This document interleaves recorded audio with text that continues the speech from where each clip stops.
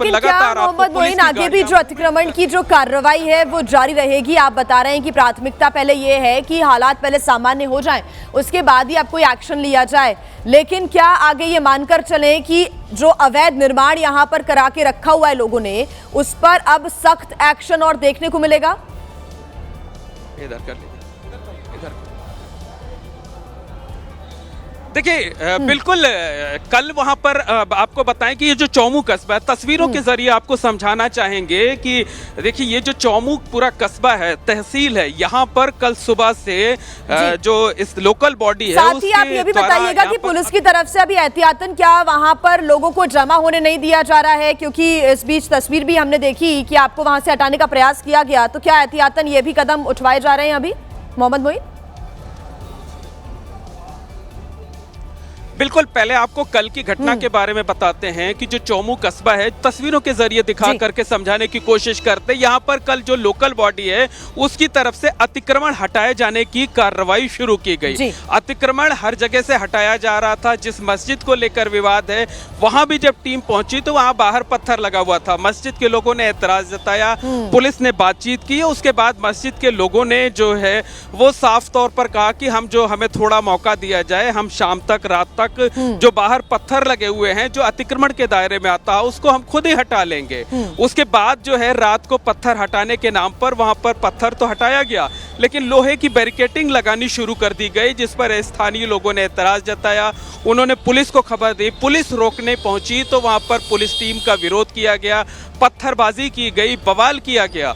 और इस बवाल में बताया ये जा रहा है, जानकारी ये दी जा रही है कि बड़ी संख्या में महिलाएं भी शामिल थे और जिन लोगों को हिरासत में लिया गया है उनमें कई महिलाएं भी शामिल हैं। हमने अभी खुद जो है जब लाइव करते हुए देखा कि पुलिस की गाड़ियों पर महिलाओं को भी बिठाकर लाया जा रहा है और अधिकारियों की तरफ से ये बताया गया है कि हम उनकी भूमिका की जांच करेंगे, अगर उनका कोई रोल सामने आता है तो औपचारिक तौर पर उनकी गिरफ्तारी की जाएगी और अगर रोल सामने नहीं आता है तो पूछताछ के बाद जो लोग बेगुनाह होंगे उन्हें छोड़ दिया जाएगा। तो इस तरीके की जानकारी दी जा रही है। बहरहाल अधिकारी जो है वो लगातार पूरे इलाके में गश्त कर रहे हैं, माहौल को सामान्य करने की कोशिश की जा रही है। ठीक, आप बने रहिएगा हमारे साथ, आगे आपसे अपडेट्स हम लेंगे। इस बीच देखिए इस पूरे मामले को लेकर लगातार पुलिस बल की तैनाती है, उनकी नजर यहाँ पर है। साथ ही इस पूरे मामले को लेकर अभी तक क्या कार्रवाई की गई है, क्या स्टेप्स उठाए गए हैं। जयपुर वेस्ट के डीसीपी हैं हनुमान प्रसाद मीणा, उन्होंने इस पूरे मामले को लेकर क्या जानकारी साझा की, आपको सुनवा देते हैं एक बार। कलंदरी मस्जिद है, उस पर अतिक्रमण को लेकर कुछ विवाद काफ़ी समय से चला आ रहा था। एक पक्ष द्वारा उस अतिक्रमण को स्वेच्छा से हटाया गया, लेकिन कुछ लोगों द्वारा वहाँ स्थायी रूप से कुछ एंगल, वहाँ पे लोहे के एंगल गाड़ के उसमें स्थायी रूप से अतिक्रमण करने की कोशिश की थी। इसको हमने समझाई से हम उसको हटा रहे थे, लेकिन इसी दौरान कुछ लोगों द्वारा, शरारती तत्वों द्वारा पुलिस पर पथराव किया गया। इसमें हमारे कुछ जवानों के भी चोटें आई है। इसमें हम संबंधित जो भी इसमें इन्वॉल्व थे उनके खिलाफ सख्त कार्रवाई करेंगे।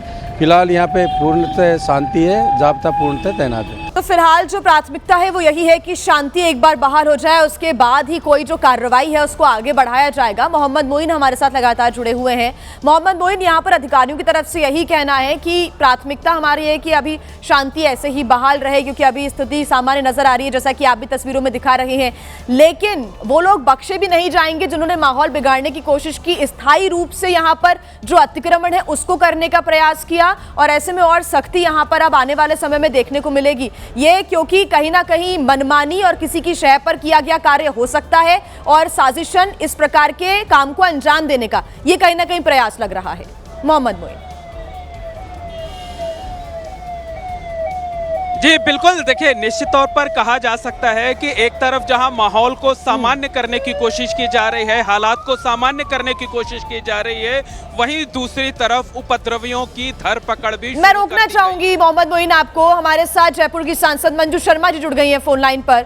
मंजू शर्मा जी, जयपुर में स्थितियां आपने देखी, किस प्रकार की बनती हुई नजर आई, माहौल को खराब करने का प्रयास किया गया, आपको जानकारी है इस मैटर के बारे में? हाँ बिल्कुल। इस पूरे मामले को लेकर क्या कदम अब उठाए जा रहे हैं मैम? मैं इस मामले में यही कहना चाहूंगी कि ये शांतिप्रिय प्रदेश है। किसी भी तरह के कोई भी उपद्रवी शांति को अगर जो भी कोई खराब करने की कोशिश करेगा उस पर कार्रवाई होगी। मंजू शर्मा जी, लेकिन आपको क्या लगता है कि इस प्रकार से अवैध अतिक्रमण करना स्थायी रूप से ये जी अवैध रूप से अतिक्रमण यहाँ पर किया गया, क्या आपको लगता है कि दबंगों को यहाँ पर कहीं ना कहीं खुली छूट मिली है किसी की शय पर और ये कहीं ना कहीं साजिशन माहौल खराब करने का प्रयास किया गया? मैं आपको ये कहना चाहती हूँ, अवैध अतिक्रमण पे भी कार्रवाई होगी और जो शांति को अशांति में बदलने की कोशिश करेंगे उन पे भी कार्रवाई होगी। पर मंजू शर्मा जी, सहमति तो बन चुकी थी प्रशासन के साथ, लेकिन फिर भी हालात इतने कैसे बिगड़ गए, ये सबसे बड़ा सवाल है।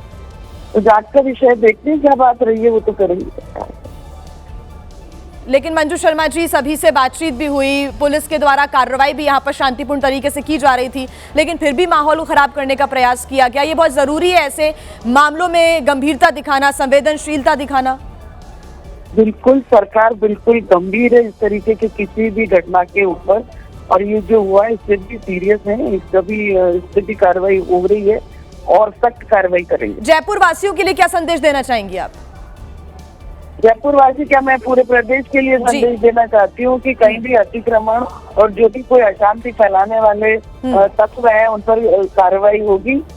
देश में और प्रदेश में शांति हमेशा बनी रहे, इसके प्रयास हमेशा रहेंगे। ठीक, बहुत शुक्रिया आपका हमारे साथ जुड़ने के लिए। जयपुर से सांसद मंजू शर्मा जी हमारे साथ जुड़ी हुई थी फोन लाइन पर। उन्होंने कहा कि जो भी प्रदेश में इस प्रकार से अतिक्रमण करेगा अवैध रूप से, उस पर कहीं ना कहीं सख्त से सख्त कार्रवाई की जाएगी, और उन्होंने ये भी कहा है कि शांति बहाली के लिए हर संभव कदम भी उठाए जा रहे हैं।